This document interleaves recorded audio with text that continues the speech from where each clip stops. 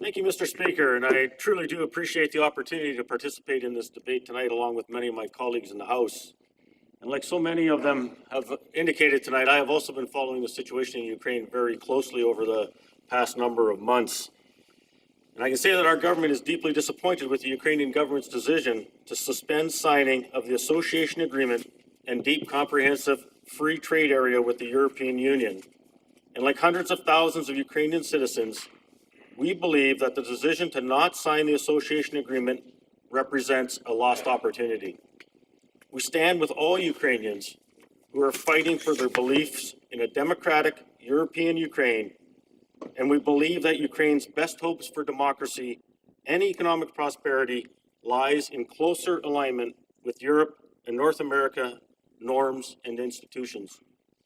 Even more disturbing is the shady way in which the new laws were passed by the Ukrainian parliament on January 16th. If they stand, these new laws will place serious limitations on Ukrainians' human rights and civil liberties. In particular, we are very concerned about a new measure that would define Ukrainian non-governmental or civil society organizations as foreign agents. If they receive money or property from foreign countries and participate in any so-called political activities. The new law would require such foreign agents to register with the government and to provide monthly reports on their activities and income. They would also be subject to different tax treatment on these foreign funds. These changes could be a serious hindrance to the economic prosperity of the Ukrainian people and would have a serious impact on Canada's development assistance work in the Ukraine. I'd like to take a few moments today to tell you about Canada's work to help Ukraine achieve economic prosperity as a way of providing some context for this debate. As you know, Mr. Speaker, the historic ties between our two nations extend back through generations of Ukrainian migration to Canada. For more than 120 years, Ukrainian-born Canadians who contribute to the social, economic, and political fabric of Canada. And today, Ukrainians make up almost 4% of the total Canadian population. And I know my riding of Elmwood Transcona would be very reflective of this. Economically, Canada and Ukraine enjoy positive commercial relationships with two-way trade that totaled $313.5 million in 2012. Over the years, we have developed a close bilateral relationship, a solid economic partnership, and strong people-to-people ties. In 1991, Canada was the first Western nation to recognize Ukraine's independence. Since then, much of our development assistance in Ukraine has focused on increasing economic opportunities for Ukrainians in a strengthened democracy. Over the years, Canadian developmental assistance investments in private sector development and governance in Ukraine have contributed to the country's transition from a centrally planned system towards a free market democratic model. However, Ukraine was an integral part of the former Soviet Union, and as such, its economic transition has been much slower and more difficult. To build resilience and achieve broad-based prosperity, Ukraine must diversify and grow its real economy, especially through developing its small and medium enterprise sector, which is far smaller than in other European countries. Stimulating the growth of small and medium enterprise will also help to expand and strengthen the middle class. And we know from experience that a healthy, civically engaged middle class and small business sector will help to nurture a well-functioning democracy. Given its rich natural resources, reasonable labor costs, and large and well-educated population, Ukraine has excellent economic potential, but it will face challenges in becoming competitive. If concluded, planned free trade agreements with Europe and Canada will help to provide a roadmap to greater competitiveness within a predictable, rules-based framework. To increase rates of economic growth in Ukraine, Canada is focusing on 3 areas of intervention. The first area, Mr. Speaker, is to strengthen the investment climate in a sustainable way by building economic foundations. In practical terms, this means improving the capacity of all levels of government, including local governments, to deliver on the basic needs of citizens and to create a supportive framework for local business growth and for trade and investment. That means providing security and a level playing field for small and medium enterprises. from fair and transparent regulations to independent and predictable application of the rule of law. The second area of focus is growing businesses, especially those that are micro, small, and medium-sized firms, including those in the agricultural sector. Our goal is to help make these businesses more sustainable and competitive. We do this by helping entrepreneurs access the things we take for granted in Canada, like business networks, value chains, productivity-enhancing technology, insurance, and business financing. The third area of focus, and one that I believe in strongly for a number of reasons, is investing in people, especially women and youth. Our objective is to build a skilled, trained workforce of women and men who can seize opportunities in a rapidly expanding labor market that is fueled by the needs of local and international employers. Careful investment of development assistance in these areas will lead to increased employment, opportunities, and enhanced business productivity and profitability in Ukraine, resulting in rising household incomes and reduced poverty over the long term. Mr. Speaker, this is also in Canada's interest. As Ukraine's economy continues to grow, so will the economic ties between our two countries. Canada's development program has contributed significantly to advancing Ukraine's sustainable economic growth. And agriculture is a key growth sector for the Ukraine. Canadian support has helped to increase the competitiveness of smallholder fruit and vegetable and dairy farmers who have invested in improved technology and are working together to market higher value, higher quality products demanded by the marketplace. With help from Canada and specialized technical assistance from Israel, smallholder horticultural farmers in southern Ukraine have sold more than 12,000 tons of produce for over $12 million. And most importantly, they have increased their household income by over 30% since the start of this project. Agricultural insurance, Mr. Speaker, is an essential component of a modern agricultural economy. It allows farmers to invest with confidence and banks to lend to farmers with confidence. With support from Canada, Ukraine has implemented a new agricultural insurance system based on international best practices. At the start of 2013, 7 Ukrainian insurance companies were selling the 14 products developed by this project, resulting in more than 1,000 insurance contracts covering a total of 1.929 million hectares of crop. The crop area covered expands every day. Mr. Speaker, Canada is also helping to create partnerships between Canadian and Ukrainian cities to help them modernize their approach to local economic development planning. The Federation of Canadian Municipalities has worked with municipal partners in 12 cities to develop and implement municipal strategic developmental plans. These plans have helped to operationalize 15 demonstration projects in tourism development, city branding and marketing, and business center creation. As part of the implementation of the city's strategic plans, an additional 45 local economic development projects were launched, and cities were able to attract $80 million in investments from private and donor sectors, thanks to a training program for cities officials on how to promote cities' competitive advantages.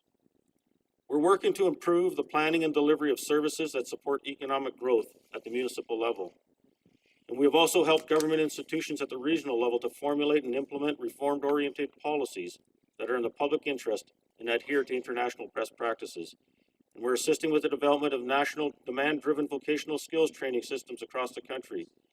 Each of these initiatives will help to increase broad-based economic growth in Ukraine. Mr. Speaker, we are doing these things because we believe in the Ukraine and its people. As I mentioned earlier, we are very concerned that our partners not be deemed foreign agents, because that would subject them to an additional taxation and reporting burden, limiting their ability to achieve meaningful results for the Ukrainian people. It may even force some of them to close up shop. Mr. Speaker, we have strong historic ties with Ukraine, and we have forged strong alliances out of a shared understanding of Ukraine's unique challenges, as well as a common desire to see the country overcome them. We look forward to continuing with that work and to helping Ukraine and Ukrainians achieve the freedom and prosperity that they not only yearn for, but that they deserve. We remain hopeful that the current crisis will come to a peaceful settlement and that Ukraine will begin to get its economy back on track. In summary, Mr. Speaker, Canada is deeply concerned about the deterioration in democracy and rule of law in Ukraine. Canada remains committed to helping Ukraine by working to improve economic opportunities for Ukrainians in a strengthened democracy. Canadian assistance is also focused on facilitating judicial and civil service reforms. Canada's support for small and medium enterprise growth is helping to develop a middle class in Ukraine, which is essential for ensuring a sustainable democratic transition. We are monitoring the situation very closely and will continue to deliver assistance as appropriate. Canada will continue to stand by Ukrainians who are expressing their concern with the recent direction their government has undertaken. Thank you, Mr. Speaker. Questions and comments. The honourable member for Ottawa Centre. Thank you, Mr. Speaker, and I thank my colleague for his intervention. In 2012, the Foreign Affairs Committee did a study on Ukraine, and as I mentioned in my speech, we had determined as a party to have a supplementary report, and that was to say that until such time as we saw a change in the governance in Ukraine and the concerns that we all have, that we shouldn't be involved in free trade and investment with Ukraine. Just wanted to get a response from my colleague. With the present government of President Yanukovych, would he favor free trade and investment with this present government? The honourable member for Mississauga East Cooksville. Nope. I'm with Transcona. Mr. Speaker, I'd like to thank my honourable colleague from Ottawa Centre for his question, and I think at this time we would not be looking at this government as one that we would want to be negotiating. They're going through a process now with the people in their country, and that's where our focus would be today. But we want to be supportive of the people of Ukraine. We want to make sure that the people of Ukraine are not affected. And that's why I brought up these economic supports that we've been giving to the people of Ukraine over the years. We want to make sure that the growth in the Ukraine and the economic growth in the Ukraine continues to be there, and that we don't see a suffering from the people. We've heard from many of the members here tonight about sanctions, and we want to make sure that any sanctions that are brought forward are definitely very, very targeted, and that they're done in cohesion so that we do not have a situation where some of the great progress that has been made over the years is set back again by having sanctions that would end up affecting the people of the Ukraine, and that is very important to us as a government. Questions and comments. The honourable member for Winnipeg North. Thank you, Mr. Speaker. There is no doubt that from coast to coast to coast here in Canada, there are literally tens of thousands of people that are following what's happening in Ukraine with a great deal of concern. We see that in terms of some of the events. The member from Elmwood, Transcona, was at a rally, as I was at the Manitoba legislature, in freezing cold weather with strong winds. People were coming to be able to express their concern and wanting to see something done. And this type of action is taking place all over our country, Mr. Speaker. The question is fairly specific in terms of when does the member believe that we will see some of that targeted sanctions coming from the government, given that Canada could play a very strong leadership role throughout the world by coming out with very strong targeted sanctions? Member for Elmwood Transcona. Thank you, Mr. Speaker, and thanks my colleague from Winnipeg North for his question. And I do remember that night standing outside with you and with so many of our friends from Ukraine on Friday in Winnipeg, and it was a very cold night. And I think that just underlined how important this was to the people there, and also to us that are showing our support. And I think as a government, we will continue to go forward, but I think it's very important that whatever we do, that we do it in a very cohesive fashion, that we do not go forward arbitrarily, but that we continue to work with our allies across Europe and in the United States, and to make sure that what we do bring forward is very targeted. And I think we're already seeing some of the things that have happened today. We're starting to see the government in Ukraine starting to understand that the world is watching, not only watching, but the world is ready to act, and the world is getting ready to act. And I think they're starting to move back on some of the things that they've done, and we've seen some indication of movement. And I believe that movement is because they are knowing that the world is prepared to act. And I think as a Canadian government, we are very close to being prepared to act. Thank you, Mr. Speaker. Questions and comments. The honourable member for Etobicoke Centre. Thank you, Mr. Speaker, and absolutely all of us have stood out on these rallies. It's exceptionally cold, And that just speaks to the testament and the dedication and the resolve of not only the people in the Maidan, but the people here of the Ukrainian Canadian diaspora in Canada that are willing to endure anything to make sure that order, peace, democracy, good governance, and opportunity is restored to Ukraine. And our government, right down from the Prime Minister, is heavily engaged in examining all options. And I'd like to thank the honourable member for his remarks, and would like to ask him, given his remarks in the context of his remarks, what benefit he believes that farmers and producers in Ukraine would realize with closer integration with the European Union. The honourable member for Elmwood Transcona, a short response, please. Thank you, Mr. Speaker. And yes, I think we're already seeing it. In my speech, I referred to the fact that we have this small group of farmers that are ready with the help that they're getting, that their incomes have increased over 30%. And we're just at the beginning stage. This is a program that just started just a year ago. So I think there's great opportunity for growth here, and we want to continue to see that happen and occur. And as a government, we will continue to foster those relationships and to foster those groups that are helping there to grow the economy, and especially in the agricultural sector. Thank you.